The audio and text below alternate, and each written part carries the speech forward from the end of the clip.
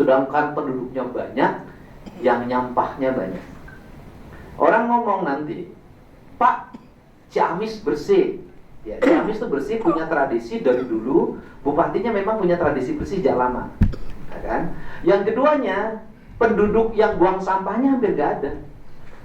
Karena orang Ciamis buang sampahnya di Bekasi. Ya kan, orang Ciamis banyak yang kerja di Bekasi. Tahu bulat, tahu bulat.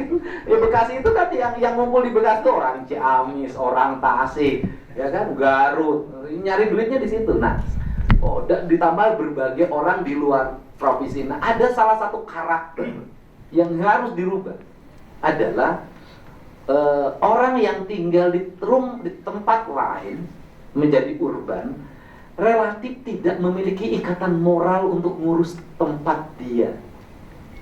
Ini harus dibenerin. Persis kita ini kalau ngantor tidak pernah peduli pada mejanya, kursinya, sepatunya.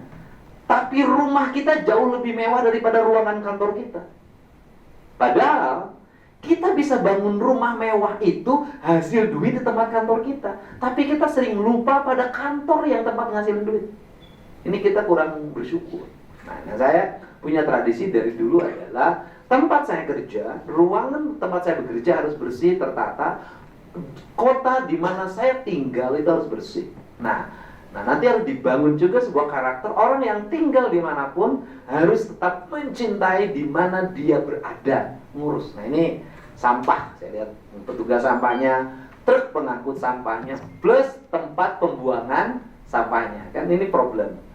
Jadi dari mulai yang nyapu, tradisi masyarakat yang masih buruk, mobil ngangkutnya, kemudian tempat pembuangannya, ini bermasalah semua, harus segera dibenahin. Nah, kemudian yang berikutnya adalah problem lagi yang harus segera dibenahi di Bekasi itu adalah layanan dasar kesehatan.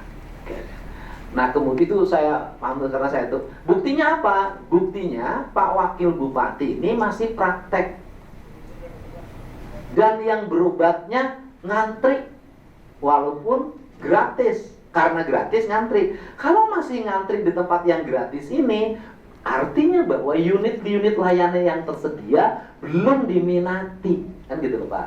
Jadi Bapak nanti sudah jangan bangga lagi kalau praktek orang ngantri. Kenapa? Berarti orang nggak tertarik di puskesmas, nggak tertarik di rumah sakit yang itu menjadi unit layanan pemerintah. Nah, ini yang harus didorong. Nah, berikutnya lagi adalah sekolah. Saya lihat kita sekolah SMA udah jelas dari dulu kurang. Kita hari ini akan fokus beresin SMP dan SD, relatif juga harus dipetakan kembali. Karena saya sudah keliling, saya sering wawancara orang, problemnya di sini. Nah, kemudian selain sekolah lagi yang harus segera dibenahi di Bekasi itu adalah tata ruang. Tata ruangnya sudah disahkan, sudah sejak lama mungkin, tetapi memang tata ruangnya itu tidak secara detail memitigasi problem yang akan terjadi. Contohnya apa? Izin mendirikan perumahannya itu jor-joran. Setelah itu yang dibangun rumah itu sawah tanpa proses pengurukan, sehingga kan terjadi disparitas di mana-mana ya, bukan hanya di Bekasi, di kota Bandung, dimanapun lah, di Kerawang dimanapun, rumah mewah yang digarap oleh para konglomerat diuruk dulu, bikin drainasenya gede. Saya takut kalau saya jaga BK itu pas sampai saya liatin drainase Pak, edan sebelum gede begini, gede drainasenya itu. Setelah itu bikin kolam penampungan air, jarak antar rumahnya jauh karena kan harganya mahal, beda. Itu yang bisa masuk ke situ kalau di sini kepala PSDA itu bisa beli di situ. Jarak antar, pohonnya banyak, jalannya lebar, drainasenya gede, nggak banjir. Nah, kalau rumah yang untuk warga tidak ada pengurukan, sawah galengannya dibabat, langsung digali pondasi, tidak ada drainase, jalannya sempit.